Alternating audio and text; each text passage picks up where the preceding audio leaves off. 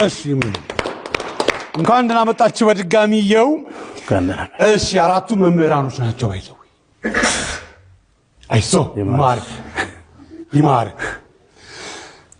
እኛ እናንተ አይደለንም ይማር እሺ ሰዎች በምን ምክንያት ጌቱ ሰዎች በምን ምክንያት ወደ ሌላ ቦታ ሊጓዙ ይችላሉ